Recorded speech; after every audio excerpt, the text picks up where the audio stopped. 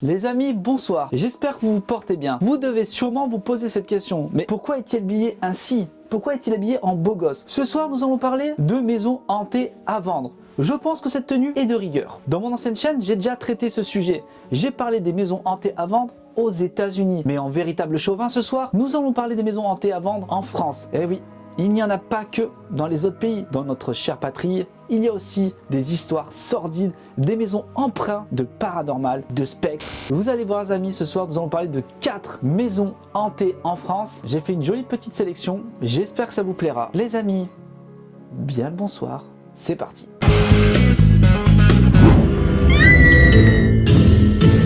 Nous allons commencer avec la maison surnommée la maison du massacre. Si je vous parle d'un père qui drogue sa famille et par la suite les tue de plusieurs balles dans la tête, ainsi que les caninets. Nous allons parler pour cette première maison de la famille Dupont de Ligonnès.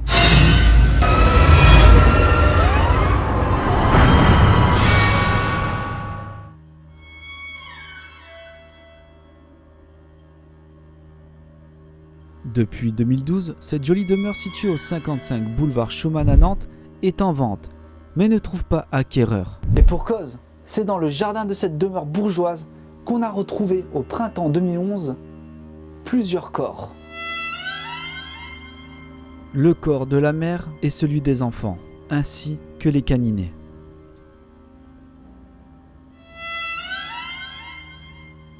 En une belle soirée d'avril 2011, le père de famille emmena sa femme et ses enfants passer une soirée au restaurant. Une soirée en apparence agréable pour tous, mais qui va connaître une sombre issue. Leur demeure fut en effet le théâtre d'un massacre macabre où le père de famille assassina de plusieurs balles dans la tête l'ensemble de sa famille, ainsi que ses animaux. Personne ne s'était douté qu'il avait acheté quelques jours plus tôt pelle, ciment, plusieurs mètres de toile de jute et des sacs de chaux. Le seul rescapé de cette soirée est l'aîné qui étudiait à Angers ce soir-là. Qui fut appelé par son père prétextant un accident de sa femme, afin de l'ensevelir près de l'ensemble de la famille dans le beau jardin de la demeure bourgeoise. Vu cette histoire, il n'est pas du tout étonnant que cette maison ait été estimée plusieurs fois et remise en vente, renlevée de la vente, en sachant qu'auparavant, la maison était vendue après ce massacre à 200 000 €. Et depuis 2019, la maison cherche encore acquéreur, mais son prix a augmenté. Et la maison, actuellement, coûte 479 000 €. N'ayant pas été retrouvé, nous sommes aujourd'hui en 2022 et celui-ci est toujours recherché. Pour la deuxième maison, le prix est très étrange. Je vais vous raconter son histoire. Nous allons parler de la maison de l'Arbrels.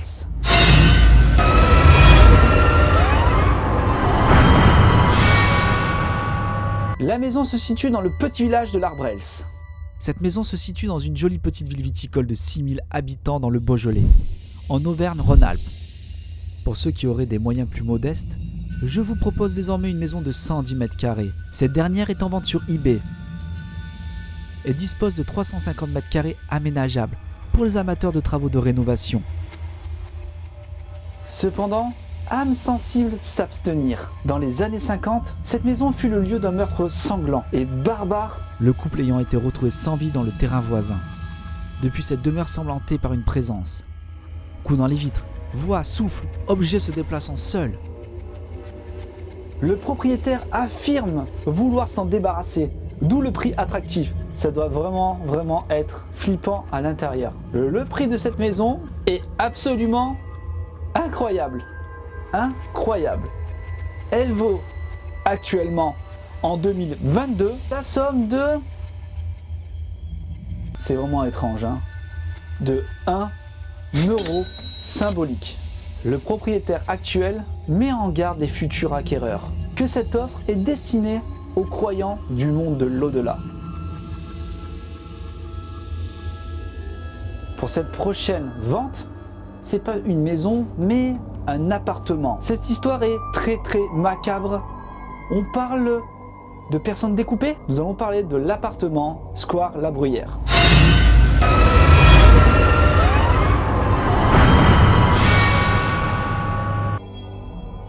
situé au Square La Bruyère et libre pour ceux qui n'ont pas froid aux yeux. Et pour cause, 3 de ses derniers occupants ont péri dans des conditions sanglantes. Affaire à prendre, un bel appartement de 180 mètres carrés Avec 4 chambres, une salle de bain, 2 salles d'eau et 3 WC. Ces lieux furent tout d'abord en 1920 l'affaire de monsieur Bessarabo. Ouais, c'est vachement vieux, mais je vous raconte tout ça. Monsieur Bessarabo, dont la disparition fut signalée par son chauffeur, fut retrouvé par la police à la gare de Nancy, dans une malle contenant un bien funeste bagage. Arrêté, son épouse avouera le meurtre en le justifiant par un acte de colère. Lassé des nombreuses aventures de son mari, à ce témoignage va s'opposer la version du frère de la victime, à savoir la cupidité et la vie dispendieuse de madame. Nul ne sera le mobile, mais le procès fit grand bruit à l'époque et retentit encore de nos jours. En effet, depuis 2 suicides mystérieux ont eu lieu dans cet appartement. Avec une note laissée par la dernière occupante, selon laquelle la chose l'avait poussé à mourir. Alors, toujours tenté par ce bel appartement parisien? Bon, pour les gens qui cherchent un appartement de ce style-là, vous allez être chanceux parce que actuellement, l'appartement est libre.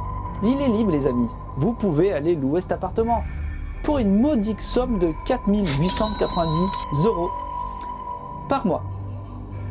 Ça va? Ça le fait, hein.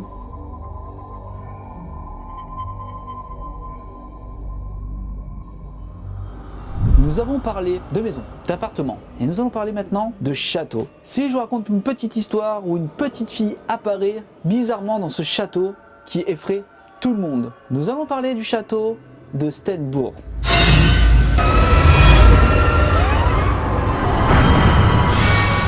Pour les plus riches d'entre vous, je vais vous présenter une très jolie demeure. Situé à Steen, dans le nord. Ce château exceptionnel d'une superficie de 900 mètres carrés datant du XVIe siècle est classé monument historique. À proximité du château se trouve un étonnant calvaire à Locke et sa source guérisseuse. Seule petite ombre au tableau, il s'agit d'un lieu hanté emblématique du Nord. Cette magnifique demeure date de la fin du XVIe siècle, 1571. Avec ses douves, ses 4 tours d'angle, ses pans à pas de moineau typiques, sa composition est pratiquement restée identique depuis cette date. Ce magnifique château hanté est rentré dans la famille de Zilov en 1679 et restera jusqu'au XXe siècle. Depuis, elle a été rachetée à 2 reprises, mais les propriétaires ne sont pas restés très longtemps. En 1968, quand la famille Landais rachète le château, elle décide de changer sa destination pour en faire un restaurant. Mais des faits très étranges se déroulent alors. La mère de famille aperçoit à plusieurs reprises une petite fille à l'étage, alors que sa fille ne monte pas à l'étage. Son enfant reste en bas. Ça commence, vous allez voir par la suite. Et la famille sera également témoin de placards qui s'ouvrent soudainement, d'objets projetés au sol et même de couteaux plantés dans la poutre de la cheminée. Dernier événement en date, en 1970, exactement à Noël 1970, la famille découvre distinctement des traces de pas d'enfants, laissées sur les douves gelées, mais aucune n'y entre ni en ressort. Je vous l'avais dit, ça va continuer. En 1987, Marc Lambert rachète la propriété pour en faire un complexe hôtelier haut de gamme. Mais moins d'1 an plus tard, ce dernier sera également témoin de phénomènes inexpliqués. Il entend notamment une voix féminine venant du salon des musiciens. Voix que vont aussi entendre une nuit de 1988 des jeunes ouvriers en train de débroussailler les douves. Apeurés, ces derniers refusent de dormir au château. Pour comprendre ces phénomènes, il faut remonter en 1850.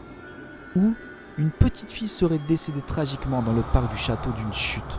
Depuis, elle se manifeste régulièrement. Et seules des fleurs sur sa tombe peuvent l'apaiser.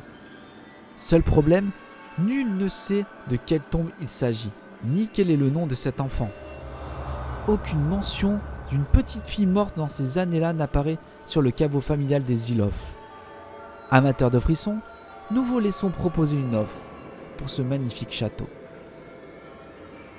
Encore une fois, vu toutes les histoires qui se sont passées dans ce château, tous les acquéreurs, propriétaires qui sont restés très peu de temps, ma foi, à votre avis, à combien est estimé ce château? Il est estimé à 2 772 800 euros. Ouais, c'est cher. Même pas en rêve, jamais j'irai là-dedans.